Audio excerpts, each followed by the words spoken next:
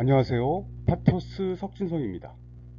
지금까지는 전반적인 파주시 종합개발계획 등에 대해서 살펴보았다면 지난 12강부터는 완전한 파주 토지투자 실정과 관련된 내용들입니다.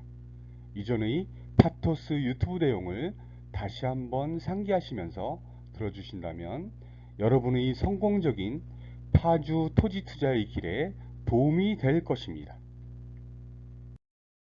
네, 북미 관계에 약간의 삐걱거림이 있기는 하지만 대세는 이미 종전선언과 남북경제협력의 출발선상에 와 있습니다. 그 중심에 파주시와 고양시가 있습니다. 이번에는 지난 시간에 이어 어떻게 토지에 투자할 것인가에 대한 토지 투자의 방향성을 잡는 두 번째 시간입니다. 수익률을 극대화하는 토지 투자 방법 4가지 방향을 제가 제시했었죠. 첫 번째로 대도시 내의 택지 투자, 또 두 번째로 대도시 인근 지역의 투자, 세 번째로는 개발 예정지 주변 투자, 넷째 신규 도로망 확충 지역에 대한 투자 등 4가지 방향성을 제시했었습니다.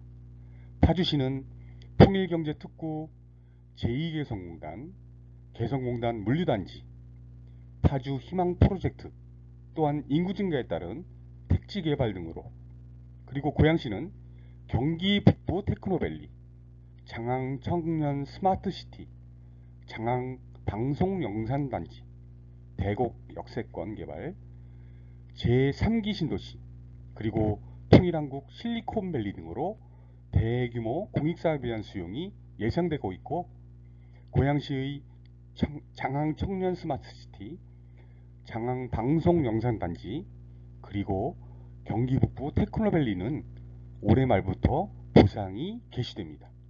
그렇다면 대규모 보상금이 풀리는 파주시 고양시 지역에서 어떻게 토지에 투자해야 향후 수익률을 극대화할 수 있을까요? 여기서 수용되는 대부분의 토지는 농지입니다. 대규모로 개발되는 지역에서는 수용에 따른 대토, 대체 취득 등 다양한 투자 방법이 존재합니다. 이에 따라 이번 시간에 농지 투자의 방법과 토지 수용의 장점에 대해서 살펴볼까 합니다. 농지는 용도 지역에 관계없이, 즉 도시지역, 관리지역, 농림지역을 불문하고 지목이 농지인 토지는 모두 농지로 볼 수 있습니다. 전, 답, 목, 과 등입니다. 도시지역 내에 농지가 가장 비싸겠죠. 그리고 농업진흥구역의 농지로 내려갈수록 토지의 가액은 점점 낮아지겠죠. 즉 동일한 투자금으로 살 수 있는 농지의 면적은 농업진흥구역의 농지가 가장 넓다고 볼 수 있습니다.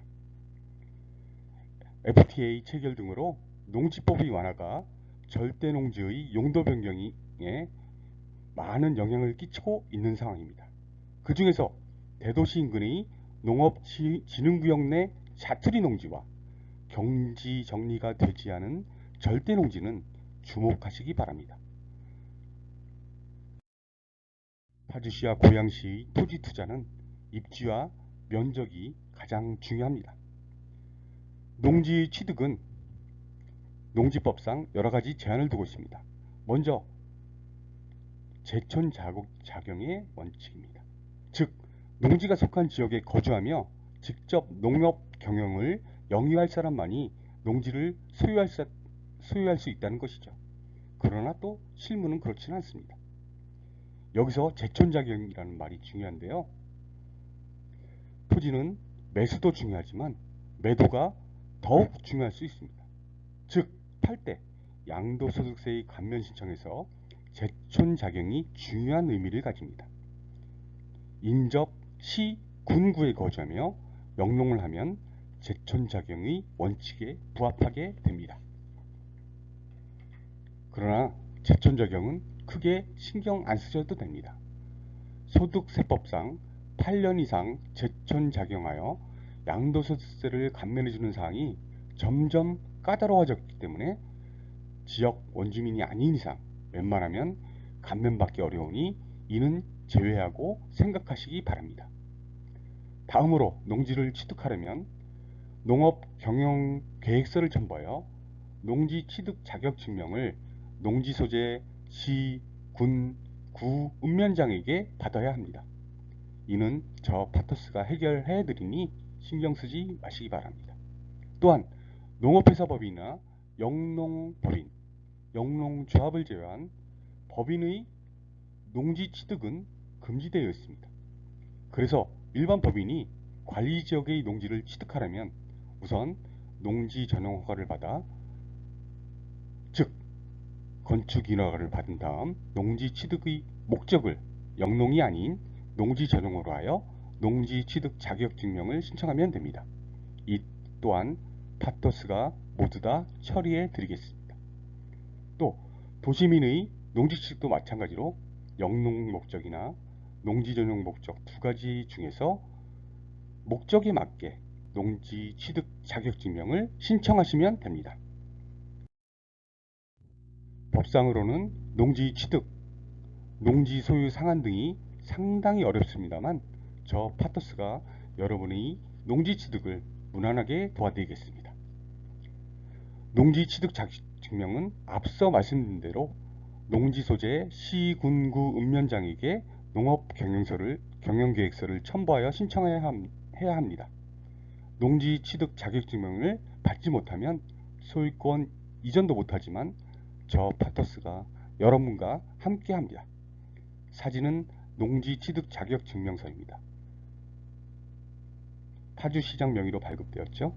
취득의 목적은 농업 경영, 즉 농사를 짓겠다는 의미죠. 농지는 국가의 식량 안보와 관계되기 때문에 관청의 관리가 까다롭습니다. 그렇다면 농지를 농지 전용이 아닌 농업 경영 혹은 영농의 목적으로 취득한 후에 어떤 조치를 취해야 할까요? 무조건 농사만 짓는 것이 아닙니다. 향후에 나의 권리를 행사하기 위한 행위들을 미리 준비해둬야 합니다. 첫째, 일기장의 영농이 우선입니다. 어떤 작물이든지 1회의 수확을 하라는 겁니다. 농지 전용도 일기장의 영농을 하지 않으면 개발행위 허가를 내주지 않는 경우도 많습니다. 이 또한 파토스가 여러분과 함께 처리해 드립니다. 두 번째, 일기작을 한 후에는 농지 소재 시군 구청에 농지연부를 신청해야 합니다.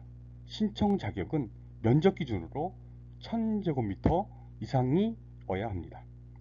1000제곱미터 미만의 농지는 신청 대상이 아니지만 세대원 명의의 농지 전부 면적을 계산해서 1000제곱미터가 넘는다면 신청이 가능합니다.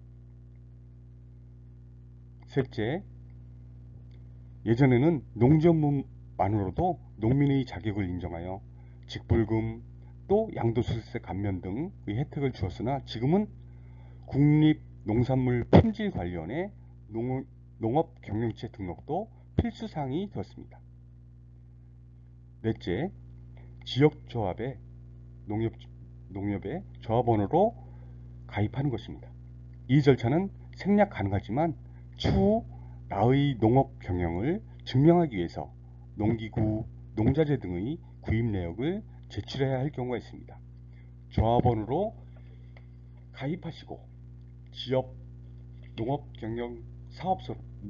농업경제사업소라는 농자재 판매처에서 구입하시고 등록하시면 모든 기간 농자재 구입 내역이 전산 처리되고 퇴비 등 농자재 구입비의 정부 지원금이 있습니다.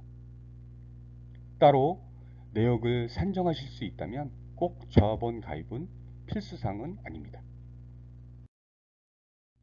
영농을 하시면서 농자재 구입 내역, 또 판매 내역, 그리고 경작하는 사진들도 미리 준비해 두시기 바랍니다. 사진은 파토스 석진성의 농지연부입니다. 농지연부가 어떻게 생겼는지 모르시는 분이 대다수겠지요. 농업인의 인적사항, 세대원 구성, 변동사항, 농지 경작 현황 등, 즉 자경이냐, 임대차장과 면적, 그리고 이 뒷장에는 농지 소유 현황, 즉 모든 소유 농지의 소재지와 면적 등이 기록되어 있습니다. 농민들도 참으로 할 일이 많죠. 예전에 우스갯소리로 할 일 없으면 농사나 지으라는 소리는 헛된 망언입니다. 다음은 국립농산물품질관리원에서 발급하는 농업경영체 등록 확인서입니다. 농지연부가 충족되어야만 신청이 가능합니다. 이 또한 파토스가 도움을 드리도록 하겠습니다. 이것까지 구비해야 농사 직불금, 정부 지원금 등의 신청이 가능합니다. 그럼 농지 투자의 장점은 어떤 것이 있을까요? 여기서 선제 조건은 아까 말씀드린 대로 1000제곱미터 이상의 농지를 소유하고 농지연부와 농업경영체 등록을 하시고 그리고 자경을 입증하셔야만 합니다. 첫째, 장점에는 어떤 점이 있냐면 제촌 자경하며 8년 이상 경작 후 매도할 때 양도소득세의 감면입니다. 1년에 1억, 5년에 합계금액 3억까지 양도소득세액에서 감면되는 중요사항이니 잘 살펴보시고요. 지금까지 시청하시는 대부분의 분들은 이 조건을 맞추시기 힘들 겁니다. 큰 혜택이기 때문에 세무당국에서 철저히 조사합니다. 그래서 이 부분은 원주민들이 아니라면 혜택 받기가 쉽지 않습니다. 둘째, 국민연금과 의료보험을 월 4만원 내에서 50%까지 국가에서 지원해 줍니다. 셋째, 2년 이상 제촌 자경 후 타농지를 3만 제곱미터까지 매입하게 되면 취득세, 등록세를 50% 경감해주고 채권을 면제해줍니다. 큰 혜택입니다. 농지연부상 등록된 세대원의 명의로 매입해도 마찬가지입니다. 넷째, 기준에 충족되어 농가창고, 양어장, 곡물재분소, 농가주택 등 농업용 시설을 설치할 때 농지 전용 부담금을 감면해 줍니다. 이것은 제곱미터당 5만원 정도 선이기 때문에 이 또한 큰 혜택입니다. 그 외에도 농지 직불금 신청, 농업용 유류세 감면, 자녀학비 지원, 농업 대출 시 이자를 일부 감면해주고 근저당 설정 시 등록세, 채권을 면제해주는 그런 혜택도 있습니다. 다음은 공익사업에 의한 매수 또는 수용, 철거 등이 되었을 때, 즉 토지 수용 시 장점입니다. 첫째, 수용된 토지의 용도와의 관계없이 국가 또는 지방자치단체에서 시행하는 각종 공익사업 시행으로 적법한 공권력 행사에 의해 가해진 경제상의 특별한 손실을 보전하기 위해 부동산 등 소유자가 토지 소용으로 수령한 보상금으로 다른 부동산을 대체 취득하는 경우 취득세를 감면해주는 규정이 있습니다. 사업 시행자로부터 보상금을 마지막으로 받은 날부터 1년 이내에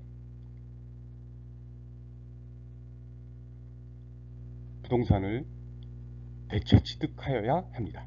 단 보상금 금액 이내까지만 감면해 주겠죠. 둘째, 4년 이상 제촌 자경 후 농지가 수용되었을 때 보상금 수령 2년, 농지는 2년입니다.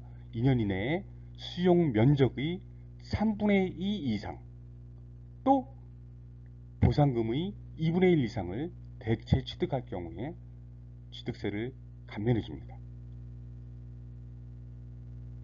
셋째, 보상금을 현금으로 받거나 채권으로 받을 시에도 일정 부분 양도소득세를 감면해 줍니다. 그리고 여기서 가장 중요한 내용인데요. 그 외에도 일반인들이 놓치는 부분입니다. 더욱 큰 혜택이 부수적으로 따라옵니다. 판교 등에서처럼 집가 상승이 많이 기대되고 엄청난 발전이 예상되는 지역에서는 앞의 이 세 가지 혜택보다 이 네 번째 그 외의 혜택이 이것만 생각하더라도 어마어마한 수익을 보장받을 수 있습니다. 파주시, 고양시도 이 네 번째 혜택이 가장 큰 수익을 줄 것으로 생각됩니다. 그 밖에도 각종 손실보상 등 부가적인 보상금이 많이 있사오니 토지보상을 하나의 투자처로 방향을 잡으셔도 좋습니다. 다음 사진은 토지 등 수용사실 확인서의 모습입니다. 파주시, 고양시 몇몇 지인분들 중에는 토지 보상만 7차례에서 8차례 받으신 분들도 계십니다. 그만큼 토지 보상이 큰 혜택을 준다는 반증이지요. 토지 보상금 수령 후 대체 취득이나 대토를 또는 또 다른 수용 예상 지역에 대토를 하시는 분이 늘어나고 있습니다. 에 의해 자연적으로 생성된 토지 보상 전문가들이십니다.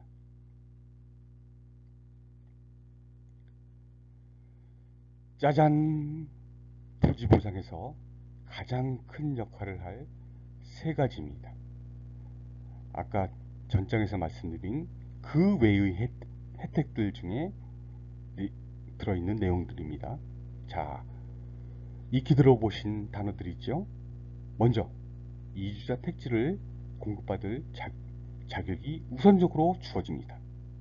두 번째는 협의 양도 택지를 우선 공급받을 수 있습니다. 세 번째는 생활대책용지라는 상가딱지도 부가적으로 공급이 됩니다. 토지만 수용되고 끝나는 것이 공익사업에 의한 토지 수용법이 아닙니다. 그만큼 강제상황이기 때문에 많은 혜택을 주는 것이죠. 어떻습니까? 토지 수용 예상지로의 투자에 관심이 생기시나요? 자, 그 중에서 제일 커다란 혜택인 이주자 택지 공급입니다. 공고공람일 1년 전부터 계속해서 소유 거주를 한 사람에게 공급되는 택지입니다.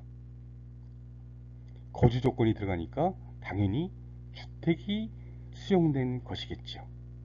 파주에 농지를 구입해서 농지 전용을 통해 거주를 하신다면 이주자 택지 우선 공급권을 확보하실 수 있습니다. 이주자 택지는 165제곱미터에서 265제곱미터 사이에, 즉 50에서 110평 사이의 점포 겸용 택지의 우선 공급권을 확보하실 수 있습니다. 여기서 남는 필지가 있다면 일반 공개 경쟁 입찰에 붙입니다. 이주자 택지의 입지는 가장 좋겠죠. 왜냐? 우선 공급되니까요. 공급가는 조성 원가의 80% 선에서 가장 싸게 공급합니다. 또한 1회 안에 전매도 가능합니다. 상상치 못한 권리금이 붙을 것입니다. 어떻습니까? 관심이 생기시나요? 파토스가 여러분의 재테크 플래너가 되겠습니다. 사진은 LH주택공사에서 발급한 이주자 택지 공문과 이주자 택지 1순위 공급 통보문입니다. 주택을 보유하고 거주하면 두 가지 조건을 맞추면 1순위가 되고, 보유만 하고 임대차만 하여 본인이 주거를 안 했을 경우는 2순위가 됩니다. 2순위는 노려볼만 하겠죠? 더 상세한 내용은 저 파토스에게 연락 주시기 바랍니다. 다음은 협의 양도 택지입니다. 계속해서 면적 기준이 1000제곱미터 얘기가 계속 나왔죠. 도시 내에서는 더 작은 면적이지만 도시 내에서는 여기서는 거론하지 않겠습니다. 1000제곱미터는 작은 면적이 아닙니다. 그만큼 혜택을 주겠다는 것이죠. 여기는 1000제곱미터 이상의 토지 소유자에게 이 협의 양도 택지가 공급되는데요. 면적은 165제곱미터에서 230제곱미터 이내의 이주자 택지 공급 후 남은 점포 겸용 택지와 주거 전용 용지를 추첨에 의해 결정합니다. 요즘은 주거 전용 용지에도 지난 시간 언급했다시피 3가구짜리, 5가구짜리 필지들도 있어 인기가 아주 좋습니다. 이주자 택지에 비해 약간 높은 감정평가 금액으로 공급합니다. 단 여기서 협의 양도 택지라는 단어가 주는 의미상 수용 재결의예요. 즉 협의를 하지 않을 경우 재결의에서 보상을 받는 경우도 있는데요. 이때 협의 양도 택지를 공급하지 않는 경우가 발생하는데 이는 헌법에 규정된 정당한 보상의 원칙에 위반되므로 그 기준의 명확한 설정이 필요하다 할 것입니다. 내 지갑에 돈 들어오는 소리가 들리시나요? 저 파토스가 함께합니다. 다음으로는 부가적인 혜택인데요. 생활대책용지라는 상가딱지입니다. 이거는 그 협의 양도 택지와 마찬가지로 공고공람일 이전부터 계속해서 소유하고 계신 분에게 드리는 혜택입니다. 협의 양도 후, 즉 협의 보상 후 자진 철거한 사업자 등록을 한 영업자 또는 비닐하우스 등을 자진 철거한 영농자에게 주는 혜택입니다. 6평에서 8평 사이의 상업용지나 근생용지의 권리를 주는 것이죠. 공급되는 상업용지나 근생용지의 면적에 맞게 생활대책용지 권리자 여러 명이 모여 하나의 필지를 공급받습니다. 즉 미리 조합을 결성해서 받게 되겠죠. 그 권리를 팔 처분조합 또 건축을 하여 실사용한다든가 혹은 임대사업을 영위할 시행자업이 조합이 구성되겠죠. 이 또한 커다란 수익을 가져다 줄 혜택이 아닐 수 없어 보입니다.